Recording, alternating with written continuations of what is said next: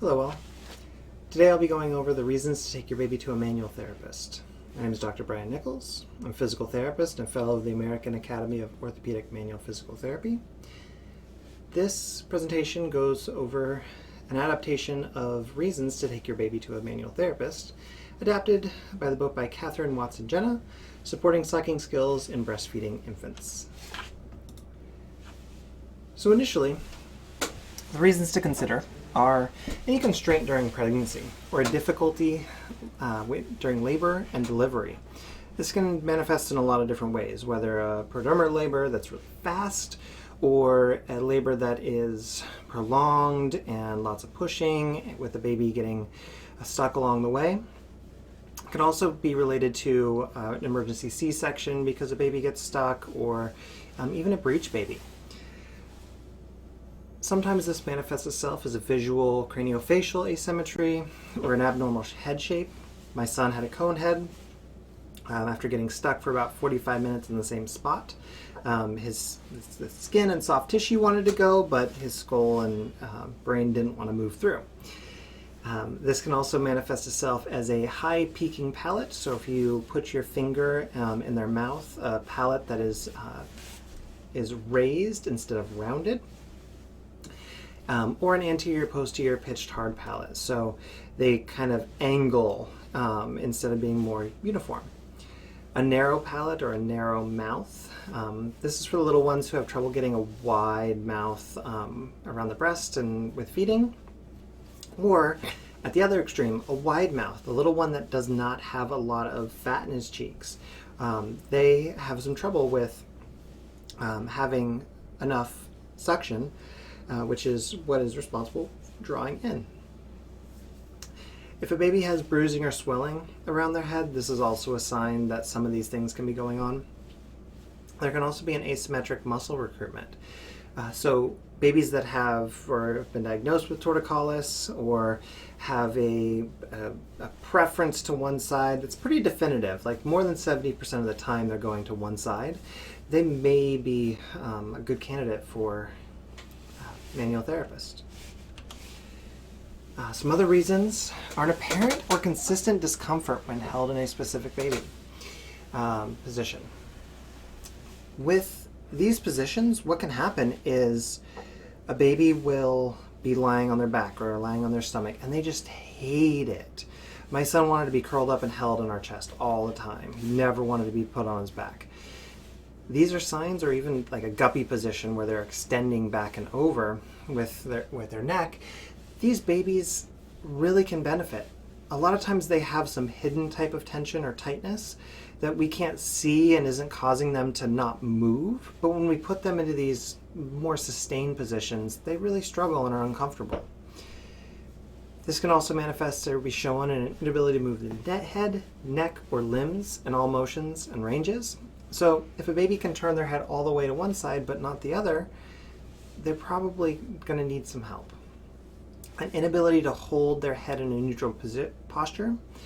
So a baby that will turn their head to the right or tuck their chin in and kind of leave it there. They won't go to that neutral position and leave it there. They want to be curled up. These babies can really benefit from manual therapy. An absence or an exaggeration of infrareflexes. So again, this is extremes. These are one side or the other. A little one who is not wanting to have anything in their mouth and they're constantly pushing it out, pushing it out, pushing it out, especially if it's the breast or a bottle, that's not something that is normal. And manual therapists can help reduce reflexes that are exaggerated or help support things that aren't there or the baby can't rely on. The last area is an inability to latch efficiently, despite compensations. I love my lactation consultants that I work with. They are miracle workers, and without them, the world would be a worse place.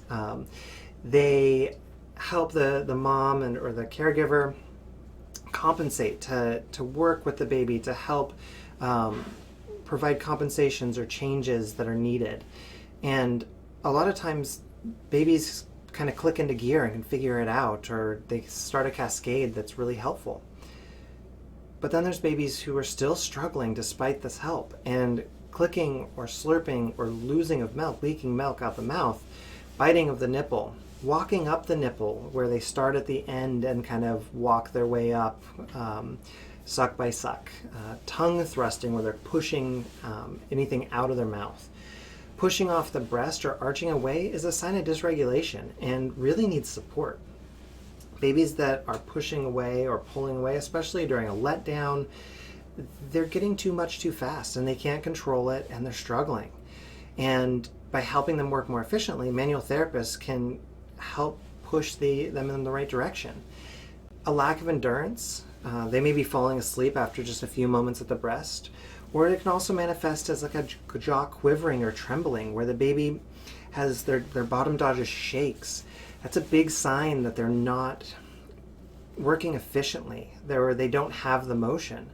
If they have a tongue tie, that definitely is something that needs to be addressed. But what I've seen in the little ones that I work with, and even my son, if there isn't the work done beforehand and the little one's not willing to move their tongue, they have an increased chance of readherence and they don't do as well. For little ones that I do work with that are struggling to bring their tongue forward and just refusing, they're the ones that need the most support. My son was one of them. He refused to stick out his tongue for the first year despite all the support we had. And some little ones are like that. And at the end of the day, the support that he got him a long way. Was it perfect? By no means. But the manual therapists we saw, the IBCLCs, the lactation consultants, the dentists, everybody helped. And it takes a village, everyone working to their own strengths, including parents. And that's what I truly believe, that by working to our strengths, we can find success. And with a manual therapist, they can help your little one find success internally by working more efficiently. And that's where manual therapists set themselves apart. They help the baby regulate internally so they can do more instead of relying on parents, on caregivers, on the world around them. And when that happens, then you're just supporting them in all of it, which is really the ideal. And manual therapy can help get you there.